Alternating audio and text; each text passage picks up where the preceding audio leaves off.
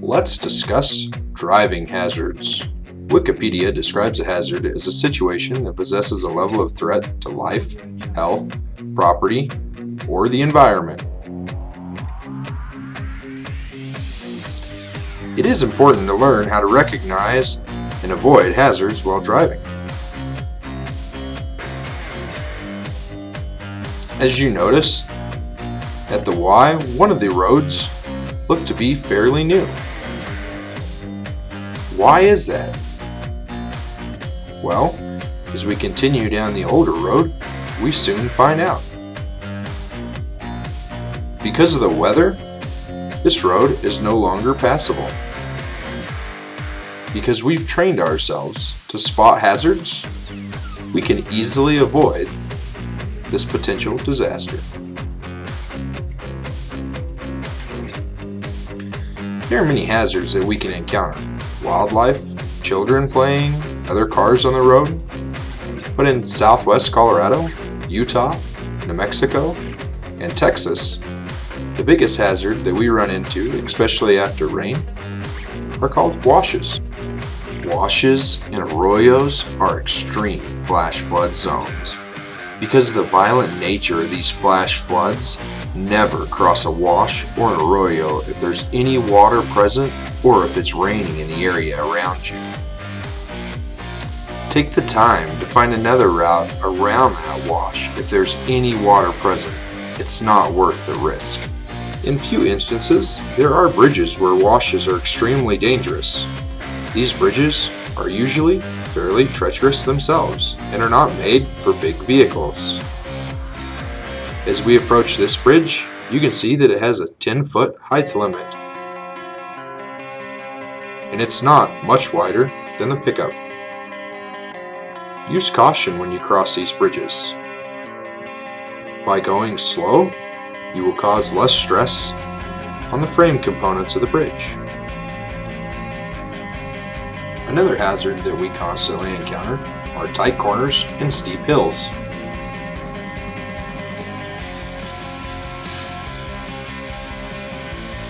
Learning how to scan for hazards is extremely important. Let's go back and look at that in slow motion. If we scan to the left-hand side of our screen, we'll notice the pickup coming around the corner.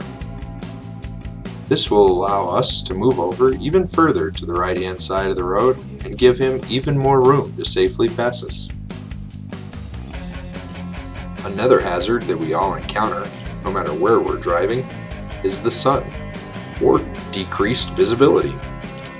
The sun can decrease your visibility depending on what time of day it is. The best way to avoid this is to not drive during those hours when the sun would be in your eyes. We understand that's not possible though. So the best you can do is to slow down, use extra caution. Let's fast forward into city driving.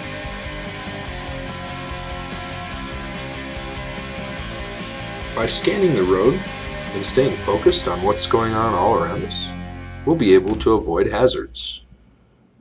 In city driving, there seems to be many more hazards than there would be in the country. As we pull up this intersection, look at what hazards you can see. Cars traveling in many different directions, people getting in and out of their cars, cars parked on the side of the road. What about pedestrians crossing the road? Notice the other driver on the other side not paying enough attention and having to back up to get out of the intersection.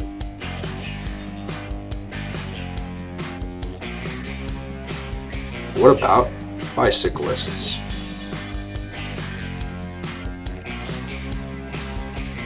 Bicyclists are all over. Doesn't matter where you're traveling.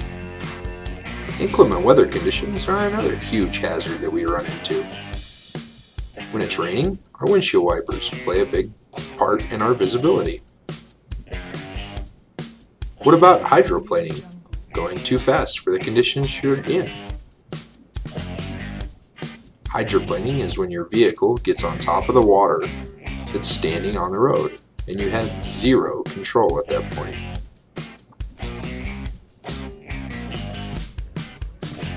Another kind of inclement weather is winter weather driving conditions. Snow, ice, tire tread, they all play a big part in winter driving.